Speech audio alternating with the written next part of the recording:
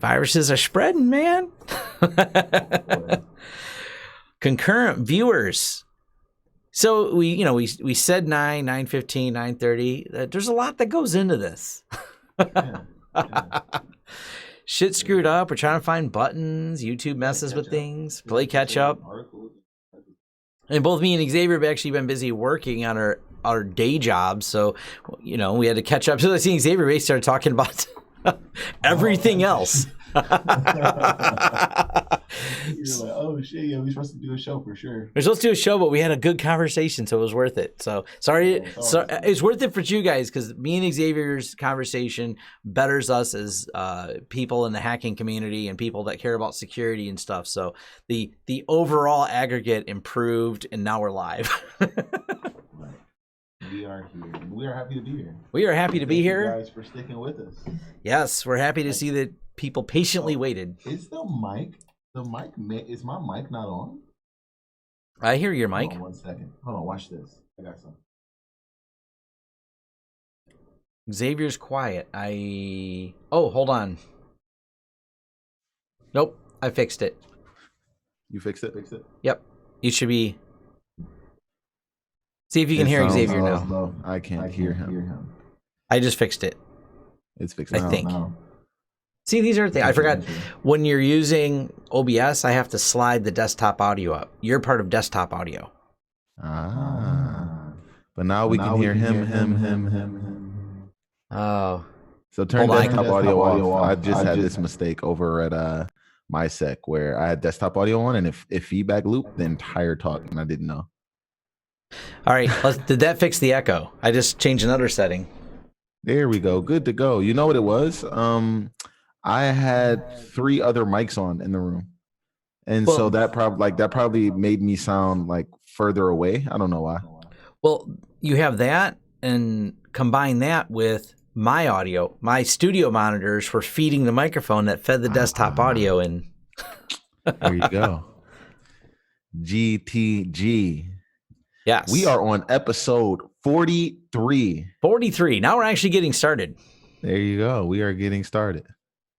So we're also looking at different streaming. That was part of our conversation before this, as well as looking at some different streaming software that would automate hacking some of them this. at the same time, giving them a free assessment. And that's part of the mentality we have. We can't even look at a product without talking for 10 minutes about all the different angles that product could be attacked, what's the risk, and everything else. There's so much risk associated with all these products, third party. I want to connect back into my Google account effectively. So it's like, read write on my YouTube. That's, That's a problem. One of the reasons we use like OBS right now is because all I have to do is use a stream key. It does not give read-write access. It streams, and based on a destination we create, this particular episode, we create it. It gives us a stream key. We plug the stream key in. The other tools all want, hey, let's give me full read-write access to your entire YouTube channel. And if they get, whatever hackers assume permission over that company, those permissions are then passed on to whatever hacker did that. So... Hey, you can call Google evil all you want, but one thing's for sure, they don't like sharing data with no one else. So I trust them to keep my data private because it's in their best interest to do so. They're stingy about the data. They're stingy about the data away? Facebook. Yeah. I mean, Facebook loves it. Fun times. Let's see. We got some stuff to talk about. We do have stuffs. Oh, did we introduce ourselves? Oh, yeah. I am Tom Lawrence, and this is Xavier D. Johnson, and we are Rusty. We forgot how this works. We're not even sure where the stream buttons are anymore and all that stuff. The next episode, because I feel like it's going to be spring now. I'm coming to the studio. Okay. I think I wanted to come to the studio yesterday, but then I realized what the day was, and I was like, I probably shouldn't come to the studio. My lady probably will be a little upset if I went to record after all of these times being remote in the studio on Valentine's Day. Yeah, I'm gonna go with that same answer. Yeah. I don't think my wife actually had messaged me. She's like, Xavier's too nice to do it tonight, right? So you're just gonna come home. I was like, Of course, I'm like locked and loaded, ready to go at 5:00. Like, yo, we recording tonight? yes. Oh, Speaking of man. recording, the CIA has been recording everything that its allies and enemies have been doing since I've been born, probably. Yeah. Oh, yeah. This is older than me, and I'm old. Yeah, this is interesting. So the CIA, we've all seen the movies where the CIA goes and like, what was that movie with what's his name? I'm terrible with this stuff. If you're a real fan of the show, I'm terrible with movies. So here I go out on a limb trying to be a movie guy. Really, it's been like the basis for many of them in talking about all the shell companies that the CIA What's the AIC, the airline company, the one that just came out? He was taking pictures. He owned the spy plane company. With Tom Cruise. Tom Cruise. I think he was. Nevertheless, this is like the new level, if not new. This is the level of warfare that we are right now, right? Where economically and geopolitically we are fighting, and some of that takes strategic operations, and I only imagine that there are more covert and strategic operations in play and are well adopted and well marketed for very good reasons, well priced. It only makes sense for our national security for us to spy, right? So the CIA makes sense. The thing is the rest of the world is inspired by this spying as well. And so when you look at companies like Huawei, right, they are very much so state sponsored, and they are in our pockets using our cell towers, and they can do things that maybe they may have access to level of networking that normal humans like me and you don't have. And so when you look at things like the CIA owning, a crypto company and being able to break all comms, well, not all comms, but comms. Well, yeah, everything that they're involved in and own. It's a very disturbing thought to some people, and I think it was expected through the Cold War era right up into the 70s, into the 80s, etc.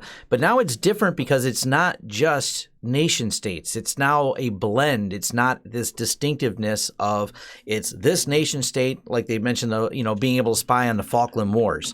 Those are, incidents at a national level that were happening, but now it inadvertently affects citizens. This is where it gets a little bit more convoluted.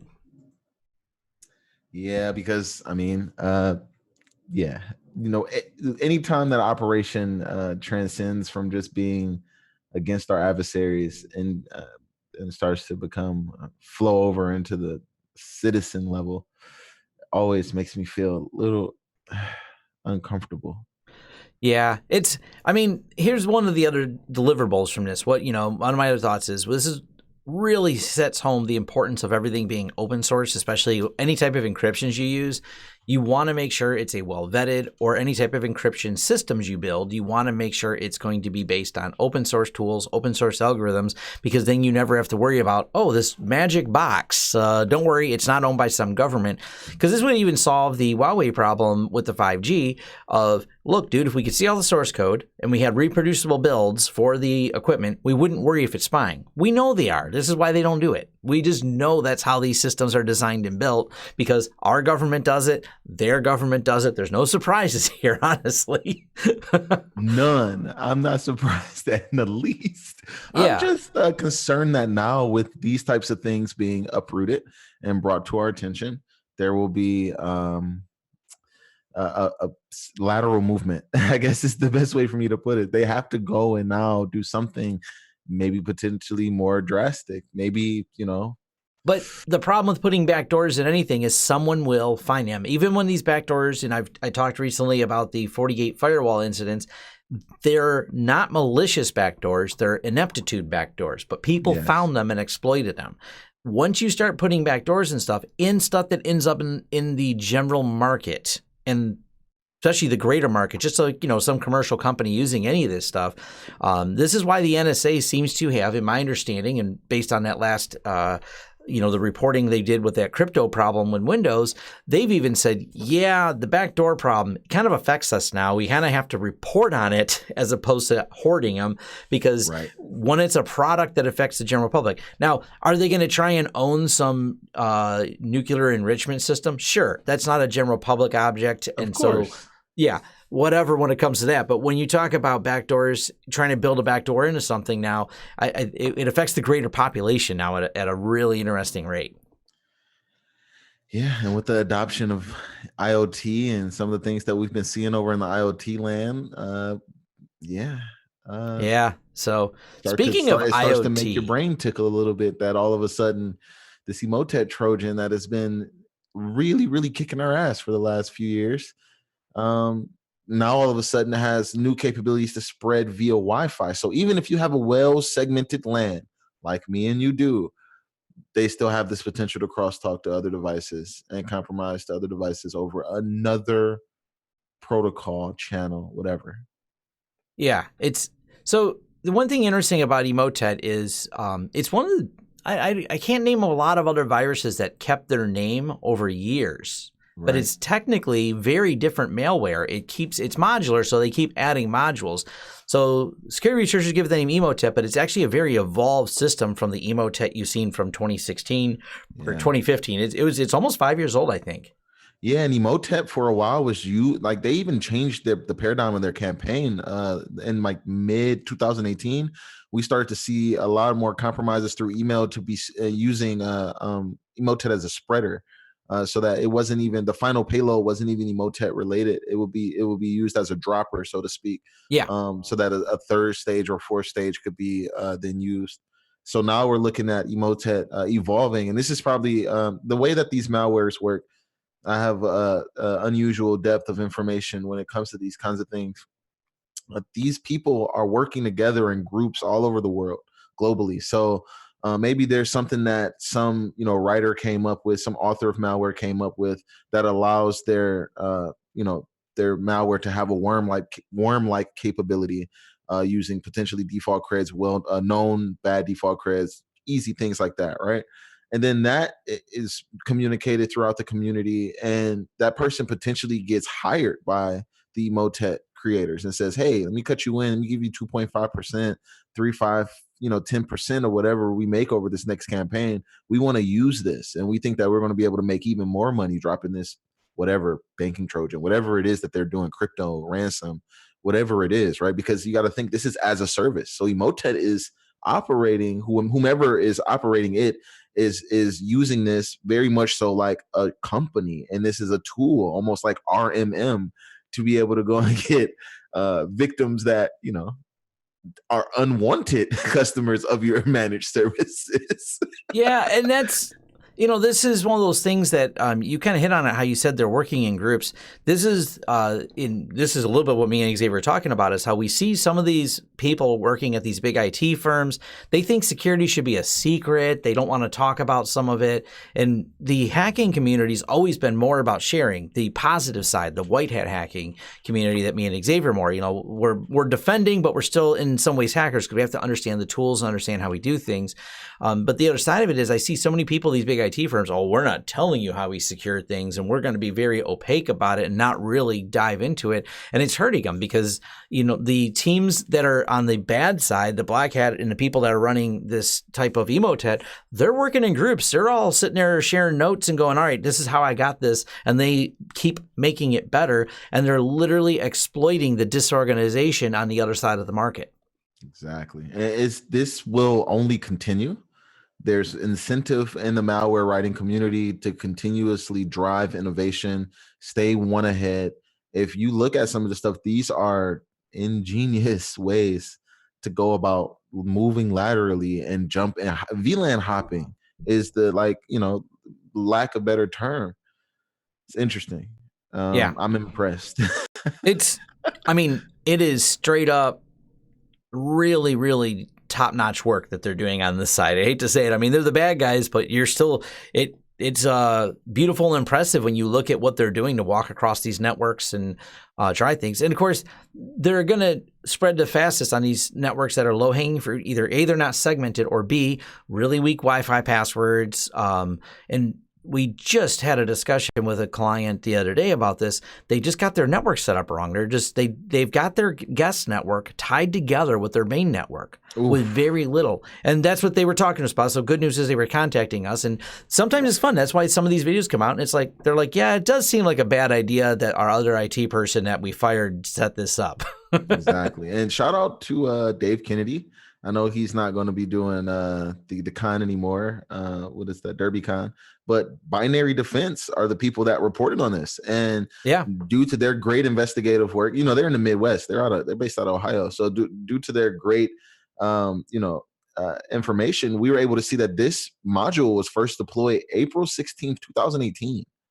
Yeah. So when you talk about what I just said, mid 2018, we started this kind of like dropper mentality. This is one of the things that it was dropping. Emotet would infect a host and then go and download stage 2, the Wi-Fi spreader module. This is more and more of a problem. And we still, the thing is the root cause of these, right? Clicking on links. Yep. Opening up, exe files and things of that nature.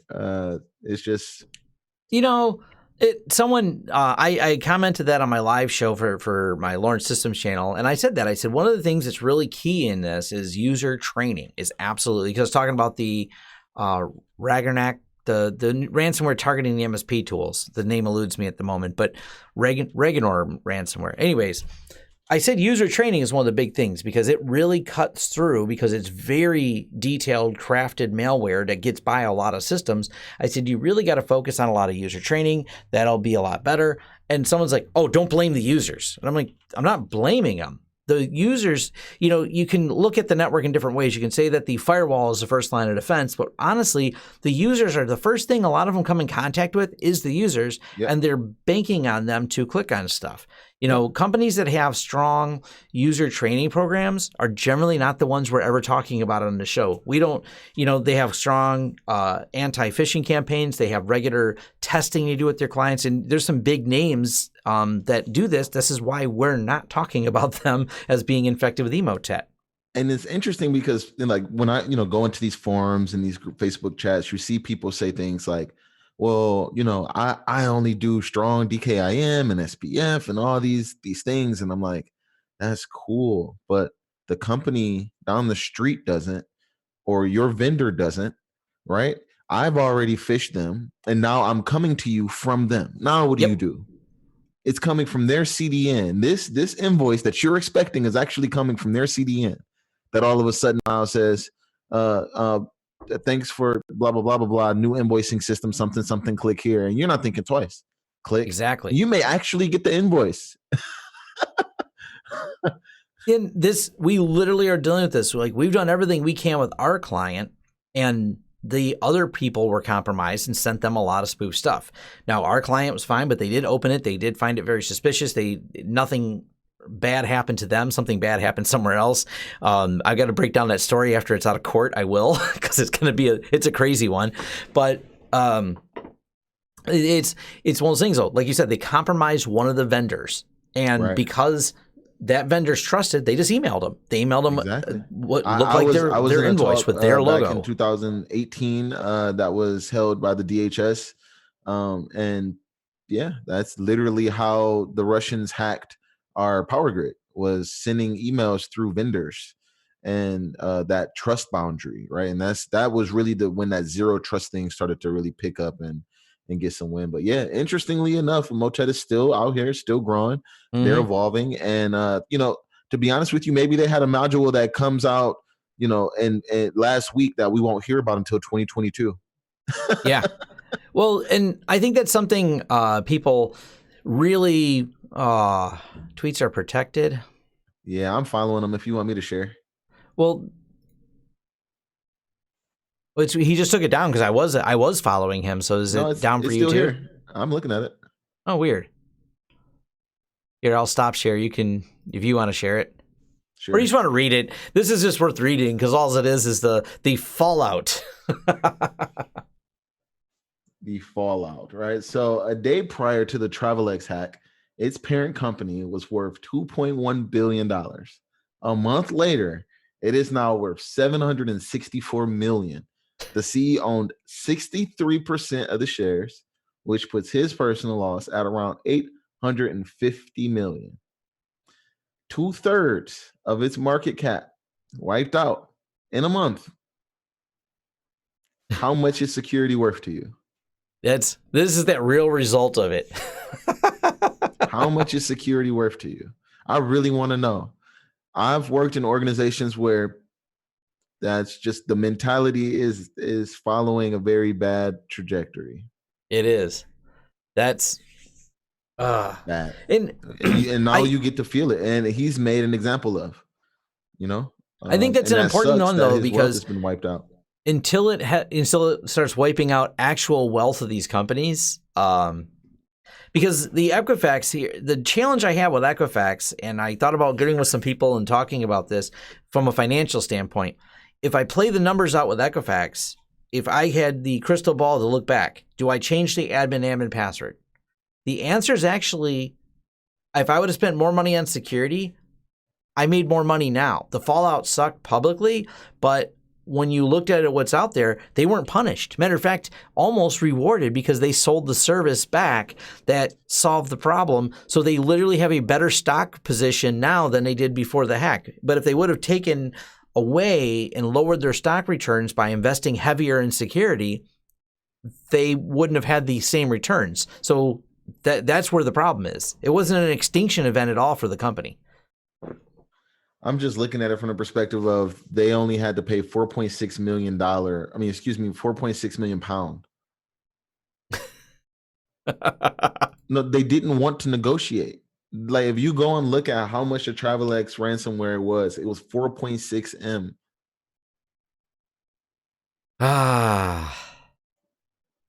Yeah. Nothing Nothing. compared to the amount of wealth that was wiped out. No. This article you just pulled up is really getting interesting from a real world perspective. Yes. Lots of companies are being forced into paying their ransom. Speaking of not paying that $4.6 million demand, they're getting their data leaked out because they don't want to pay.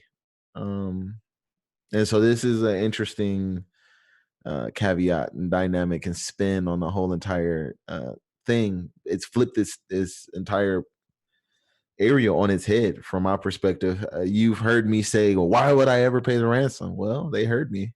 They must have went to YouTube and typed in ransomware because they heard my calls to, what is my incentive to pay you? We don't negotiate with terrorists. Well, even if you do restore, sir, all of your data will be leaked for free, thank you, or $60. Yep. One of the two. And this is it is a big mess. And this was the argument I had, and this is what my instructions were clear. When I did a video about the dental hack, we had several dentists just call us because and I never heard this directly from the people that got hacked, the IT firm that got hacked. I heard this from their clients calling me because they were said, oh no, your data wasn't compromised. I'm like, oh no, someone in the system means your data was compromised. And people's argument was, no, they just want ransom. They don't exfiltrate. And I'm like, no. If they were in, you have to assume, because just because you don't see or even have the potential to see because you didn't have proper logging, they exfiltrated. Like, I bet they did. It seems like a good backup plan. Maybe not every single one did it, but you can't prove they didn't. Therefore, you have to assume they did. They were in, just because they broke in your house and nothing appears to be missing doesn't mean something's not missing unless you have a good inventory. The process to encrypt is lifting data in itself. They had to take every byte of data and put it into some piece of code. Right. We don't know what that piece of code looks like. We don't know that it did not get shipped off and you get what I mean, at the same exact time that it's being encrypted. You just don't know. You have to assume all of your data has been taken. In the Travelex case, early as January 9th, Bleeping Computer, this is just on my other screen here, They say, hey, if they don't pay, we're gonna release date of birth, SSN, and credit card numbers. They said this back in January. Like they said what they are going to do. They're doing it. This is the Sudanukubi group. I seen that we have a. I don't shop there, but I did see that we have a Michigan name in the list. Bushed. Yeah, I don't shop there either. I'm not even sure where they are, but they're a bunch of higher end Trader Joe but they're Michigan based and they're in Ann Arbor and Livonia and some of those areas. They're on that side. Okay. All right. Nothing on the side where we are. You know, I see them when I go out to Ann Arbor. Data, those dudes are rich now because that's where all the artsy farts live. Oh, it's all the rich areas for sure. They're expensive. They're like a Whole Foods competitor where everything's like expensive as shit. Yeah, I see them. I didn't say I go there. I ain't got that kind of money. For their steaks because their steaks are amazing at Whole Foods. They do got good steaks there. They got good steaks. But yeah, we're gonna definitely see more of this. That's you're gonna pay or you're gonna get it dumped. So yep. Hackers are hijacking smart building access systems to launch DDoS attacks. Yeah, this was a matter of time. I'm pretty sure we predicted this early on. It's already been happening. It's been used. This seems to be like a commonality.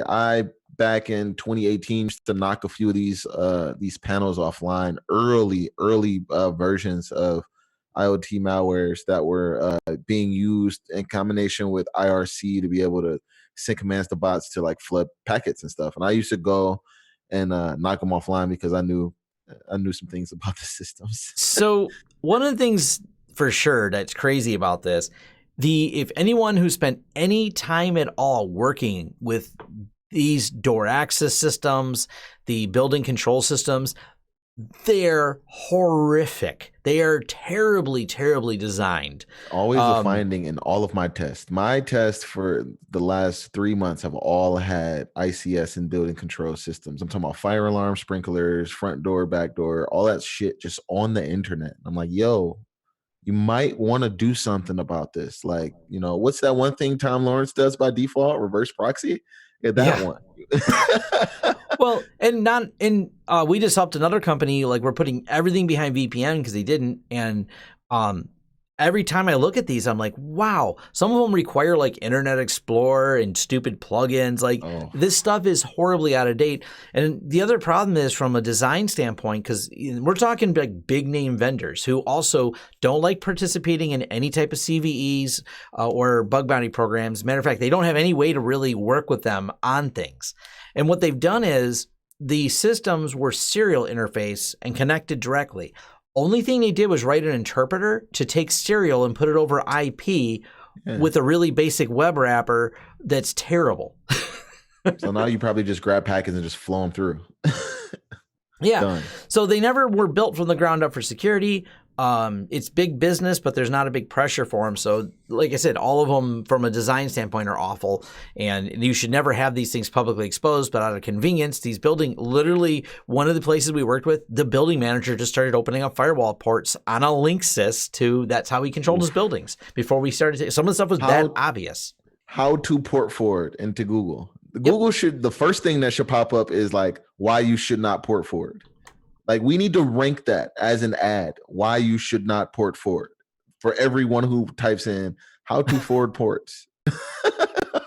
Right. There is a better way. Click here for the white paper. Give me your email. I will call you. You need consulting. Yeah. Yeah. Well, zero tier anything else. Man, anything else. Literally anything else. Fun times. Putting shit on the internet. Mm-hmm. Let's see. What's our next one? Where's my other flip-flop? Move over here. Google open sources firmware needed to build hardware security keys. I actually like this a lot. That's really nice. I think that it was rude of them to take it from YubiKey and then open source it. But I guess it's nice for us as the customers because they definitely just took what YubiKey did and open sourced it. And I don't have a problem with that. I think because YubiKey originally, correct me if I'm wrong, wasn't a YubiKey originally open source and they took and closed sourced it? I can't tell you. I remember like 2 years ago, I remember reporting on that. and being kind of angry about it because they decided they didn't like people reverse engineering and making stuff, so they decided to close everything. And everyone's like, well, how am I supposed to trust your product if you're closing it all? Like, I literally need transparency. And I think Google had the same problem. This is some of what I've read was the back end controversy. So now everyone seems to be happy at Google's open sourcing. Is Google wants to be as transparent as they can because, once again, they're not in the security game to make money. They're into, we don't want to lose this stuff because we monetize the fact that you have it all. Hey, I'm about to make one of these. I'm about to go buy this NRF 52840. I need that. Yeah, understanding, because we're really at an interesting place right now because we're able to, you can, for really inexpensive, you can get 3D circuits printed. Like they're not hard. Remember, they make all kinds of equipment so you can either own it yourself or farm it out, and you can get the chips set up. You can have these PCB boards printed. The cost of manufacturing is lower, so it's not like you have to be some billion-dollar company to come up with this and start making different types of keys and stuff like that. So I think it's the more we dig into these, the more that this becomes open source and available, it's just going to be better security because, well, we don't have to worry about the CIA owning it because we can trust that someone built it. I mean, unless the CIA owns, the Rust project, or the CIA owns Google, which if I was the CIA, I would want to own Google. Oh, yeah. Well, they want to be really friendly. Well, like the meeting we had, that one, I won't drop the guy's name, but like he said, he was talking about the revolving door of people that work at the CIA, NSA, Google, and you remember that little lunch meeting we had? Yeah. I also got a interesting piece of information when I was off speaking in Virginia from a special agent, ex-special agent, that was around something. I like to put it like this: something corporate espionage, something see executive suite of your favorite tech company, something Russian. I was like, oh, that is so interesting. So I will put that out there as cryptic as I can, but I think that we're really at the higher level. It happens. I think that sometimes you got to have a special agent or some kind of CIA level spy, or to be working at the company. Just make sure that every time you have to build the pipeline. No, you own the pipeline. No matter what it takes, you got to own it, or we're gonna pull you out. And you know what happens when you get pulled out at the CIA? Right. Fun stuff. Ooh, 3 suspects arrested in the Maltese bank heist. So more bank heist. Yeah, the bank robbers are still being bank robbers. I don't understand sometimes how people get caught, and I got to go back through and read exactly how this person got caught. Yeah, so it's just they didn't recover all the money. And where did they fail? I can't remember if they had the OPSEC failure in here. Yeah, it was 30 minutes after discovering, apparently, at the top. But where is the OPSEC failure? I want to know how they caught them. I thought maybe this isn't maybe I didn't link for your article. If I'm not mistaken, they were balling it with some Lamborghinis and fancy cars and where was it? Man. Jeez. I had this article and I forgot. They got discovered because the employees came to work during daily reconciliation of international transfers. They spotted the large unauthorized transactions. That was. Yeah, this one doesn't have it. I'm almost positive these are the guys that started spending the money, and that's how they led right to them. There's this, and I had actually covered the hacking. So there's a lot of people involved in this. You had Datto and Huntress Labs. They were tracking down an online hacker who was trying to sell access to a managed service provider for $600. Right. A big company. Turns out the guy was kind of a moron. He did the transaction with Coinbase, had his own license and his username, real name and everything. And he gave him their Coinbase, not a Bitcoin address. Oh, man. Just terrible OPSEC. And then they discovered the guy had already been fired from other jobs for trying to do the same thing. What do you mean trying to do? He should have been investigated and locked up for that.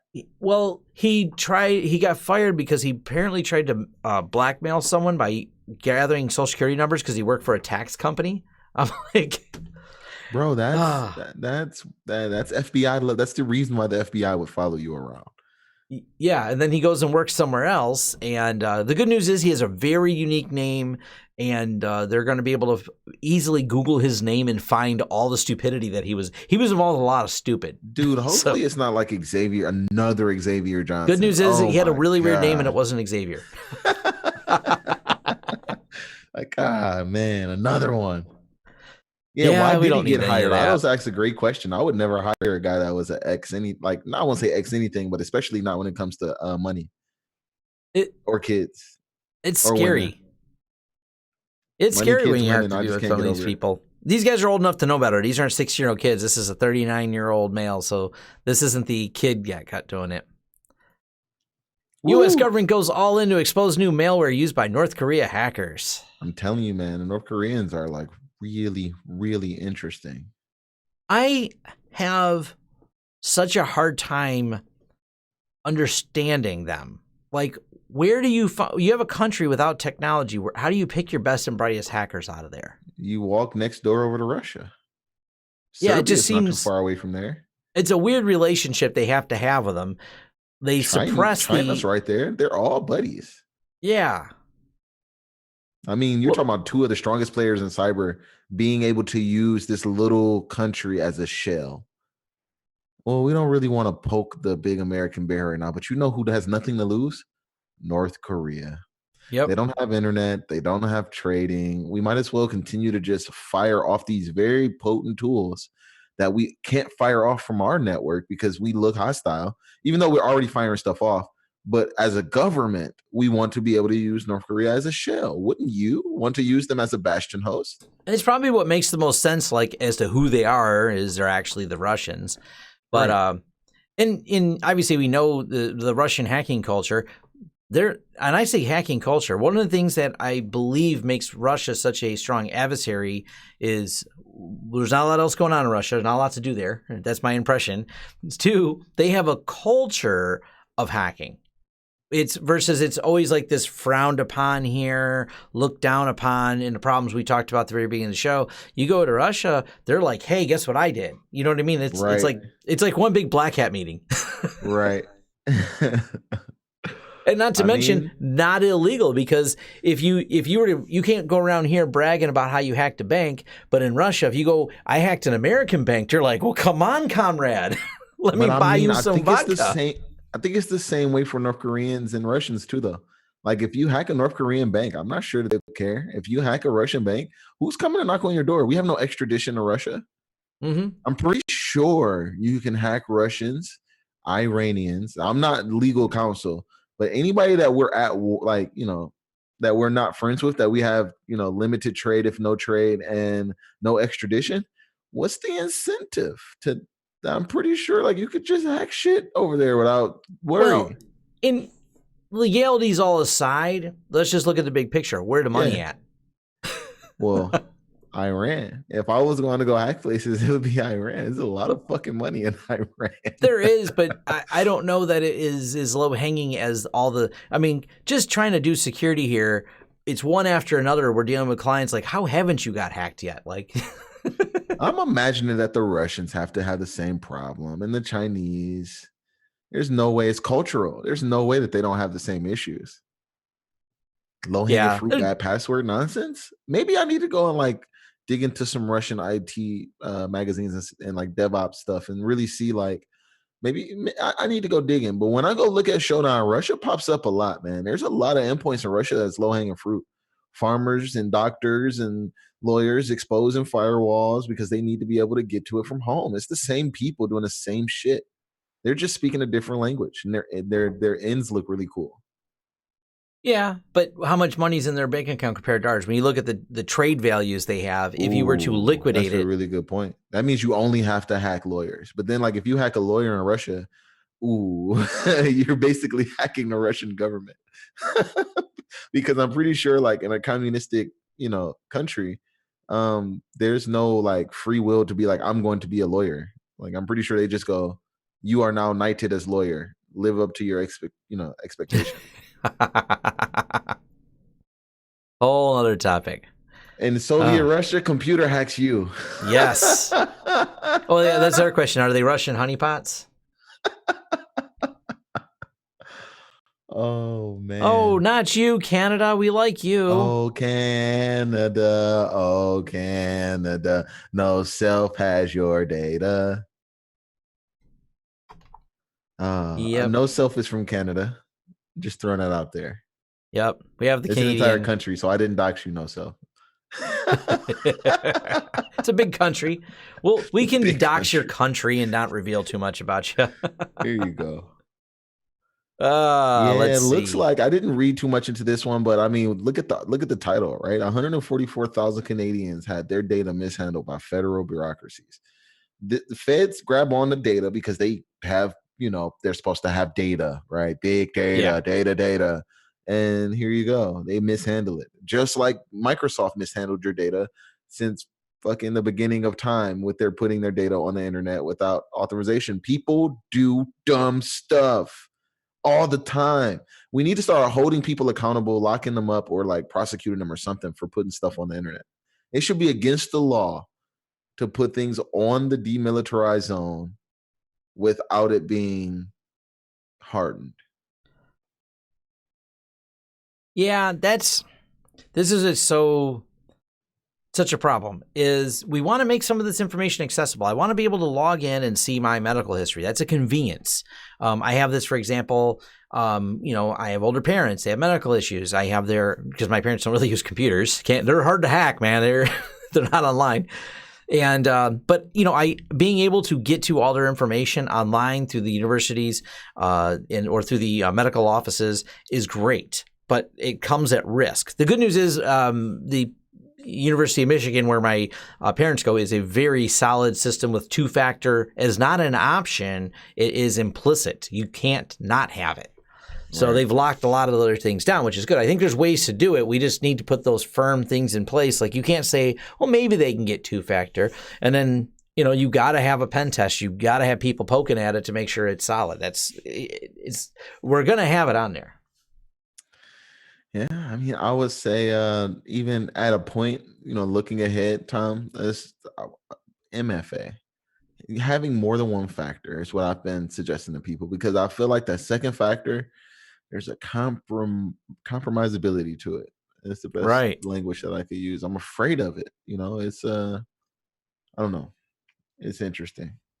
For sure. What else we got? Oh, man. I think the last one we have here, Russian hackers again? More Russian hackers targeting Western Pennsylvania, the school district. Now, if these Russians decide to go travel somewhere and they have extradition, then it's game over. All the Russians always get caught traveling. They never get caught just walking down the street in Moscow. But they'll otherwise get away with this. It looks like, even the USA, the U.S. with the special attorney or whatever it is, USUA or whatever. Long story short, claims that this guy was supposedly one of the hardest people to catch. When I read into this article, it looks like this person has been hard to catch. And that typically trends me into the mentality of this guy has strong OPSEC. Like they only know him by one name. Yes. You know how many names Dread Pirate Roberts had? Dude, his OPSEC is tight. Like, I don't know, man. Yeah. We're talking about a lot of victims. Who was the victim in Michigan? Who's that? The Bushes. Okay. This isn't the same one. The school one. Key Bank. Yeah. Oh, it's on the border. Wow. Smyrna? Yeah. Key Bank, man. Just a random bank, huh? Just one random bank in a town. This also shows me that he's opportunistic. That he's not very targeted. He wasn't looking for just particular things. He's just been like running scanners and dropping payloads. That's how I feel about it. So I have one more story I'm going to throw in here. It'll be our last thing, so I think it's a fun discussion. Where did it go? Where did it go? I know I lose things, but I try to find them. I look through my history on the other one. 52 people, 17 likes. 52 people, 17 likes. I would love to say 52 people, 52 likes. Where did it go? So the question I had is DOD. Man, there's so many things. DOD suffers ransomware infection. There's so many things we could cover, but I don't want to just rant about ransomware. This one's a little bit deeper than that. It's the question of, and I'll just put this because this is something for probably more discussion. So the British is calling Kali Linux and Discord hacker tools. They are. Yeah, I seen that. I tweeted it the other day. They are hacker tools. Welcome.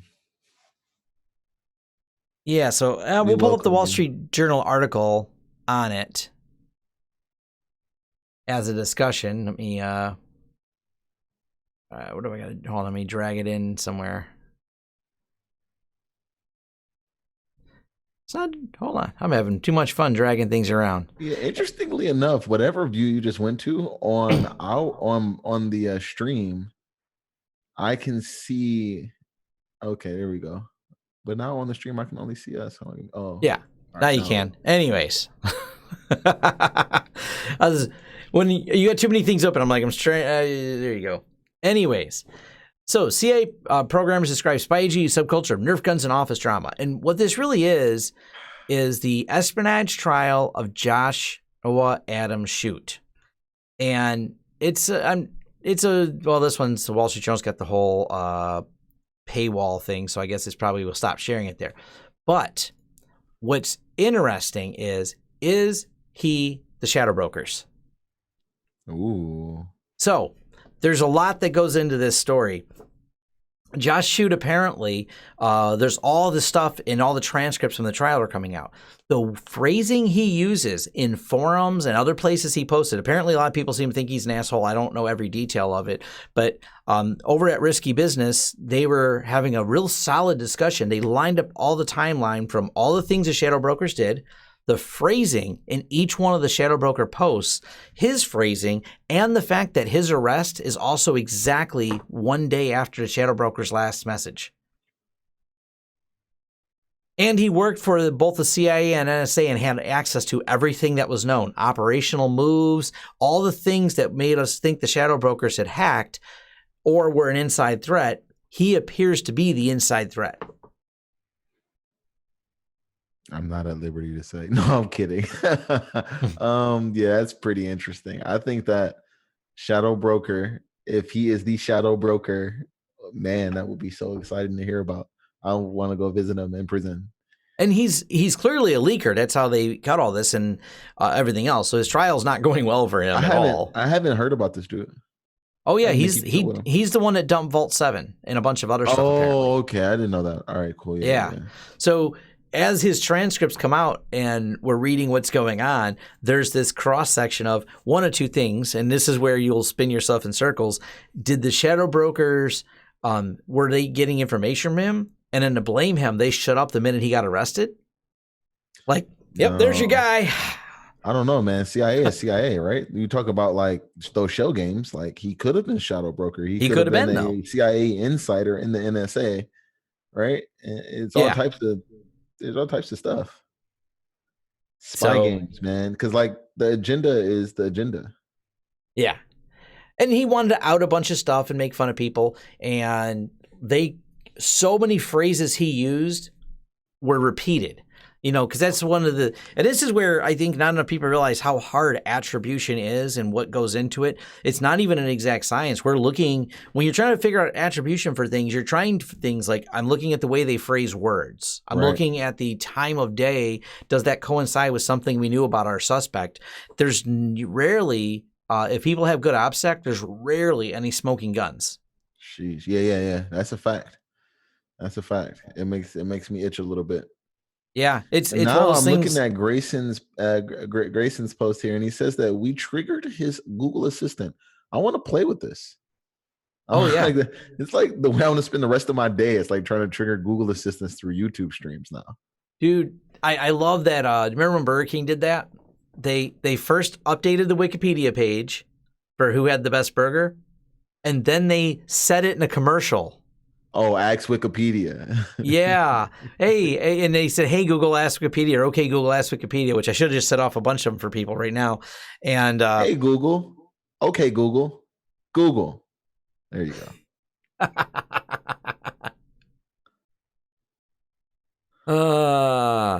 It's Good old Google. yeah. So definitely anyone who's got it listening, we just set a bunch of them off. What are you doing? Listen to a security stream, having that shit on. Fendrix says his didn't go off. No worries, Fendrix. We'll have other ways to listen to your room. Mm-hmm. Actually, did I tweet that out this morning? What up, JR? Yeah, look. Well, no, someone had a silencer they made. Oh shit! Careful. Well, no, it's really cool. It's basically a disruptive thing. If I'm understanding it correctly, how it works, it is able to disrupt those near-field microphones that are used on those. Oh, I've seen that, but then it also fucks up with MERS mic-based hearing aids. Like, right, you could just do a denial of service on everybody with a hearing aid. Right.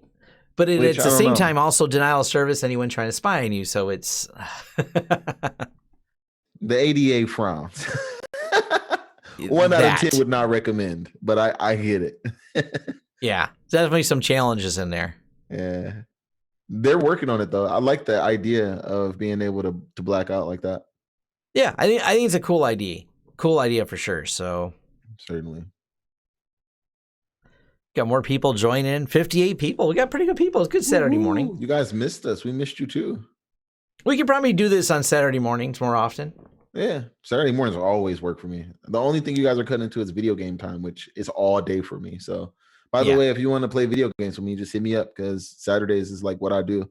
I hack 6 days a week. Saturdays, I play video games and hang out with my lady. So, yep.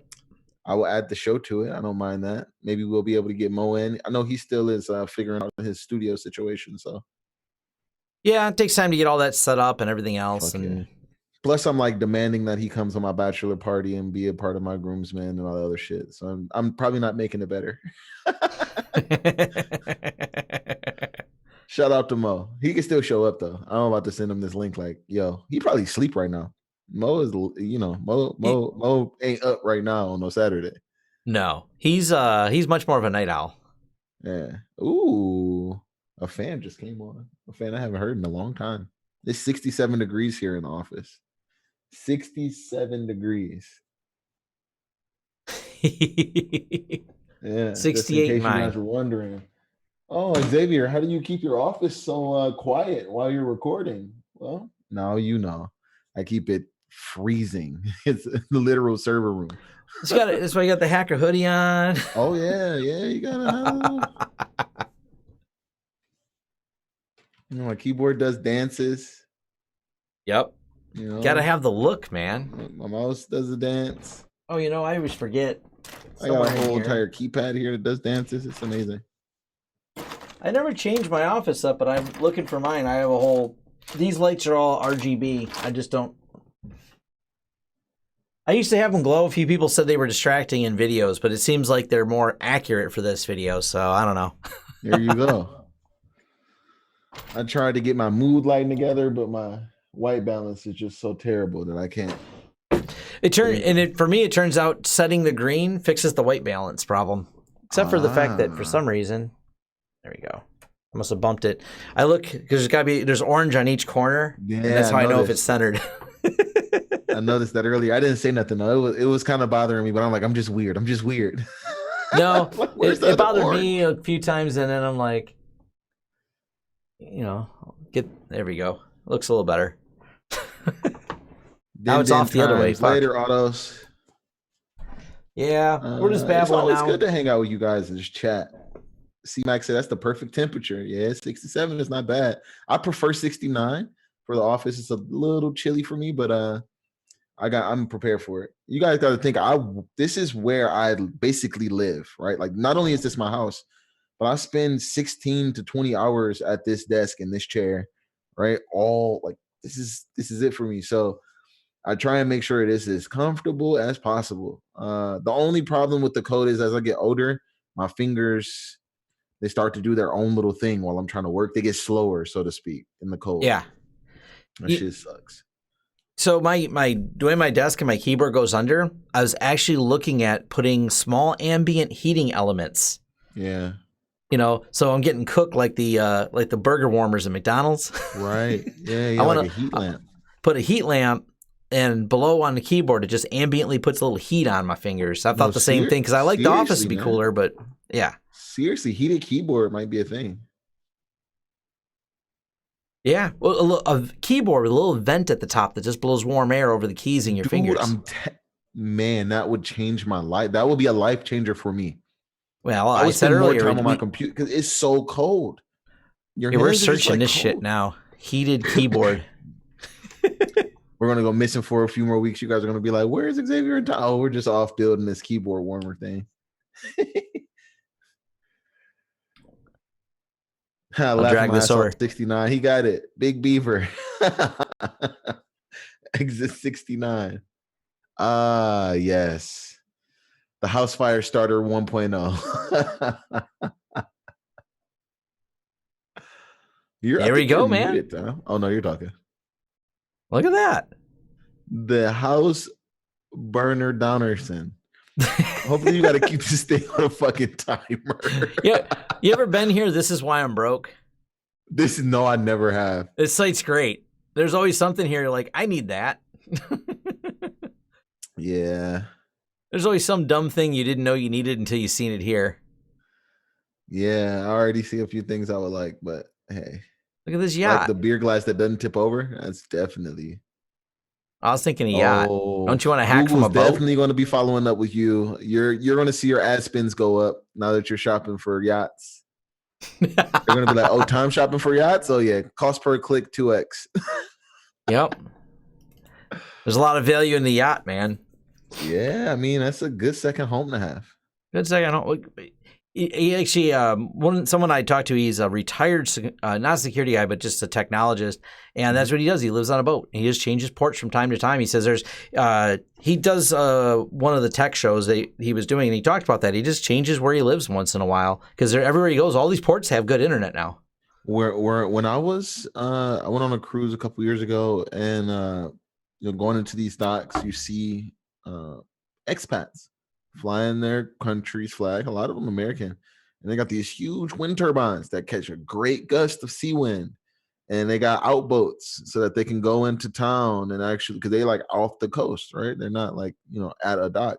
They're dropped anchor, a mile or so off the coast, and they hop in a fucking inflatable raft kind of boat. Yep. Go into town, do the grocery shopping, come back, everything's electric, and they're like G to G. Like, yo, I'm good to go. Like, I got fresh water that I could pull into some dock and go get. I got gas I can pull into a dock and get. I got food I can get from the grocery store. And I got free electricity through the wind. And I just hang out on my boat. The only problem with that is when you go and you when between May and fucking August, when all those hurricanes, sometimes those people lose their entire livelihood, like in those because the boat is what they had, and maybe they had money or treasure or something like that on the boat, and I would just sink. That's the only risk that scares the life out of me. Going to call it boat life. The ocean's no joke, man. It is a force to not be reckoned. Yeah, I mean, but we did boil it though, bro. We boiled the ocean. I'm just saying, we made a mistake and boiled it. Of course, the Japanese did it, right? Yeah.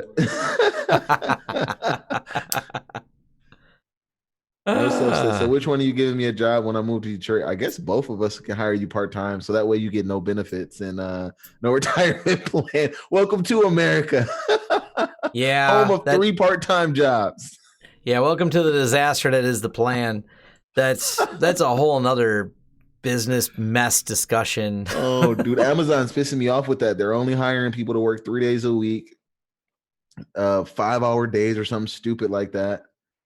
And no self, if you really move here, bro, there's some things that we can I can plug you in. I think I got some opportunities. You would just have to be local to like walk into them. But I built up some great relationships here through MySec and DC313 and doing how they got hacked. I think that if you're interested in going to go sit at a desk, not so much like getting customers or whatnot, but if you really just want to like sit at a desk and like work for a couple of years, get stable, hit me up. A year or two only gets sweeter for Detroit's perspective. It only gets better in Detroit. The bottom for Detroit was 2008. The top is like infinitely reachable here. I think that, even though I may be leaving, I think that Detroit is still extremely viable. I just think that it sucks for kids. That's all. Yeah, that's one of the reasons I live in the burbs. Like, I looked at living in Detroit, and I'm looking to move again right now, but it's still not going to be to Detroit because I still got a son that's got to go to school till, Come on over to Grosse Pointe. They got some good schools. They still got the gross part in the school district. It'll all work out. Yeah, and my kid still likes Grosse Ile. He likes going to school on the island. So I don't blame him. He gets to go to school on an island. He does. Like if that doesn't make me sound hoity-toity rich enough, you know what I mean? Oh, my kid goes to school on an island. We drive across the private bridge to get to. Wow. All right, man. Well, I don't got nothing else. I'm about to go call it a day. I told my lady we go shopping and stuff. We got to go do our registry. I got a few things I'm going to work on and finish to see if anything breaks. I know I got at least one server with a problem. A small fire to put out, right? A small fire. One burning fucking network card. So we'll get it sorted. We'll get sorted. It's part of the fun. Hey, there's no better time for my shit to break than the weekend. Right. There's no better time. Yeah. That's what I was telling you, Intel card for breaking on weekend. Yeah, like if a network card goes bad on a Saturday, no big deal. And it's just a server that lands the backups, but there's no new data being created right now. So the fact that it's not landing backups, it's like, well, there's no new data. So it's because it's just my hourly backups. So there you go. Not unless a big it's deal. that weird first stage that breaks your driver for your network card, and then it's just like ransomware. Wouldn't that be the best malware ever? We don't understand. Like our malware, our backups were working like 2 minutes before the ransomware spread. Oh no. See, you're not wrong. Hold on, let me Is there somebody that's been doing this? Yeah, I almost threw it in as a story, but since you brought it up, let me share screen. We'll throw this as the last thing we'll talk about. Oh my God. That is interesting. Yes. Attackers behind the Robinhood ransomware were exploiting a vulnerable Gigabyte driver to install malicious unsigned driver to Windows that use a terminate antivirus security software. Okay. See, you're just spitballing it, and these guys are doing it. I'm saying, bro, it's nuts. Using trusted drivers to terminate security processes. It's moving that fast. It is. It's such a cat and mouse game. That's why I tell people, like, user training is so important, because the AV, I mean, cool, have all the AV and all the layers, but they're still working just, oh, you blocked them, cool. It's the same reason that I'm not as bullish on next generation firewalls. I'm like, yeah, they stopped the low hanging fruit. That's about it. The real attacks that are happening every day, they're like, yeah, we know. Everyone bought a next generation firewall. That was 5 years ago, guys. We know how to get around that. Yeah. Is it No Self's birthday? Yeah, No Self. Happy birthday. Happy birthday is what I see. Happy birthday, bro. Or maybe it's not a figure of speech. I don't know. He said that earlier. He sees doxed himself because it's his birthday. Oh my God, amazing. Happy birthday, bro. We gotta do some hack the box today. I gotta make some time for you. You're on the West Coast, so it'll be easier. There you go. Further docs. Now you're only on half the country. All right. Before I get finished doxing No Self, let's get off of here. Yep. We had talked enough about his job, his prospects, where he might be going. God, man. He better change everything about himself now. We're going to literally have to make a new No Self now. Fuck. Yep. All Hendrix, right. if we get on there, I'll make sure we hit you up too, bro. Until next time, Tom. Till next time, man. Peace. Peace. Now, I'm stopping the stream.